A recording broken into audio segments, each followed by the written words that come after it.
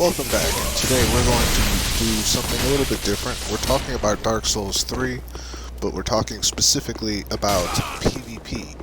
Now, the footage that I have here is going to be a bit of a montage from throughout the years, all from my Xbox.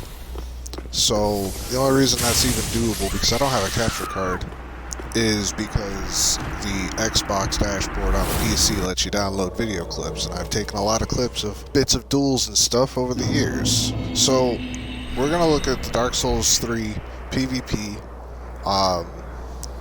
the ideas behind the level 120 meta, and yeah, we're just going to dig in a little bit, so let's get started. So, with Dark Souls PvP, it's primarily going to be based on skill, but there's, some, probably still some exploits that can be done relating to ping and connectivity and stuff. I know in the old Dark Souls, backstab fishing was an issue, and it remained an issue in the remaster, but in this one, it wasn't so much of an issue. Movement is a little bit more fluid than in the old Dark Souls. You can roll in more than just 4 directions, for example. So as far as building out your character for PvP, the first thing that I'm going to say is armor is more about the fashion in most cases. Sure, really heavy armor is going to provide a very noticeable and considerable amount of defense, but you're doing so at the cost of your rolling speed. So it's worth keeping in mind the weight of your armor and your equipment, because your roll speed will have a direct impact on your PvP performance. Now, I usually am fine with a mid roll, but obviously a fast roll is going to be better.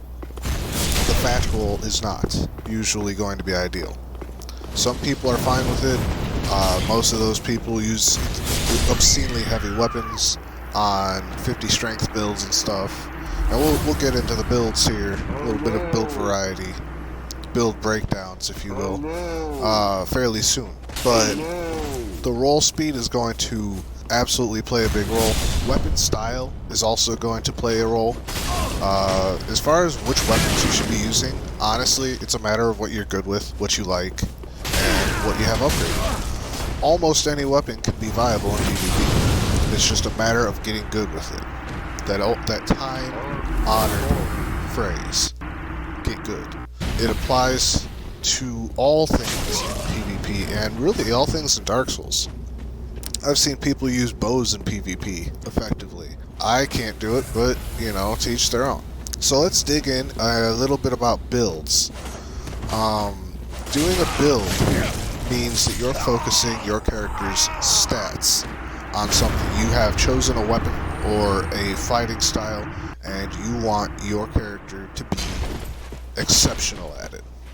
Now, of course, I'm only going to list off some very basic builds here. You can always get a lot more detailed than this. You can always focus on insta-kill builds and stuff. But we're not going to dig into the builds that require stacks upon stacks of strategy and stuff like that. We're going to focus entirely on builds that take advantage of just simply having good stats for something. Now, a general rule of thumb with most regular builds is that you want you to get your stamina up to 40. That's going to max out your stamina bar, and it's a war of attrition. PvP is a war of attrition and stamina management. It's a lot more about patience than power in a lot of cases. But that said, your damage is going to come from something. Now, the video clips you'll be seeing, I'll be using a small variety of builds. 3 characters, specifically, primarily rather. There's probably a couple other clips of other PvP with other characters that aren't exactly built for it. Maybe a clip of early game PvP here or there. But the first character I'm using is my main character that I have played the most. It is a quality build. A quality build being a 40-40 build for strength and dexterity. This will allow you to use the vast majority of the weapons in the game quite effectively. I know a lot of people have questioned why I use the frayed blade katana on a quality build as opposed to on a dex build, but it does enough damage that it's viable either way. But a dex build at 50 dexterity would obviously take better advantage of that weapon than my quality build of 40-40. There's also magic to be done, and if you want to do magic, then there's a variety of ways to build for it. I used 2 magic characters.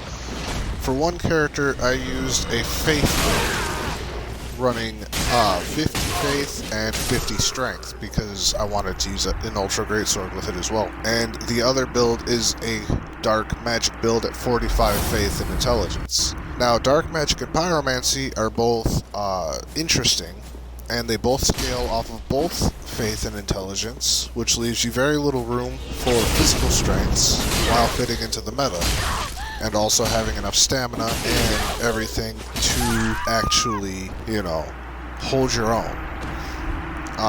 You generally want your health to be leveled to about 27. That's where the soft cap is. That's a good spot to give you a decent amount of health. You could also do, like I mentioned, there's a strength build and a dexterity build, both of which focus on those stats up to 50. Oftentimes you have the freedom to level your health a bit higher than 27 and have a bit more health and still have enough of the opposing physical stat. So if you're doing a strength build, enough dexterity to use your weapon of choice. And vice versa, if you're doing a dexterity build and happen to need strength in order to use your weapon. Now, what about the magic builds? Well, like I mentioned, there's the Dark Magic and the Pyromancy, both requiring faith and dexterity, or faith and intelligence. Then there's Pure Sorcery, which requires just intelligence, and Pure Sorcery builds generally run 50 intelligence, and then there's Pure Faith builds that generally run 50 Faith. Now, like with my own Faith build, having a Pure Faith build of 50 Faith also enabled me enough points and levels to get my strength up to 50. So that means that it's more or less a hybrid, and a hybrid build being any combination of these things. So how viable are these things? Well, the quality build is viable. No matter what, it's a quality build. Most people consider strength and dexterity builds to be viable as well. Those are going to be your 3 core builds that you'll find online. And then you're also going to have the sorcery builds. Those are considered viable. Just pure intelligence with enough physical stats, probably to use like something like the Moonlight Greatsword or some other good intelligence weapon. To give yourself some options, maybe Frayed Scythe, maybe? That's a good one. What about a Pure Faith build, like mine? Well, a lot of people consider a Pure Faith build to be actually not quite as viable, just due to the nature of miracles. So, with miracles, you have 2 options of tools with which to cast them. You have talismans and you have chimes. Chimes generally will offer you better damage, but with a talisman, the weapon art allows you to do what is referred to as poise casting. Poise being your hyper armor, the amount of hyper armor you have before you are staggered. So the ability to poise cast your miracles, because they cast noticeably slower than sorceries do, and a lot of them are done in melee range, poise casting is important. And the ability to tank through or resist the amount of damage you're doing, or win the trade more directly, is absolutely vital here. You're not going to be sniping a lot of players in a duel with your Sunlight Spear, because it's just not a fast-moving projectile. The Dark Magic build is considered unviable. I think it's viable. There's just not a huge variety of spells, and a lot of them move slowly. But if you build right, it's fine, especially with a Dark Infused weapon. Pyromancy is considered more viable, but not by a lot of spells. I'm not sure which spells are considered viable or not. I don't run Pyromancy, so that's a little bit of a build breakdown. And obviously, you can get creative with your build. If you think of something, you can probably find a way to make it work. Like I said, I've seen instant kill builds. So how healthy is the PvP community on Dark Souls 3? Honestly, it's a variable. It's a variable health. Sometimes it seems like it's kind of dead. Other times, though, something will happen in a Facebook group or a Discord chat or something where they will breathe life into it. Because Dark Souls 3 is one of those timeless games, I think, in my opinion, that people will continue to come back to pretty much all the time. It scratches a certain itch. There's really no games that handle like it does. So, at the end of the day, yeah, that's really where we're at here. So I think that's going to do it for this one. Thank you. There's something a little bit different today. Let me know how you like it down in the comments. Maybe give it a like, give it a dislike, subscribe, grief that bell, and yeah, I will fucking see you later.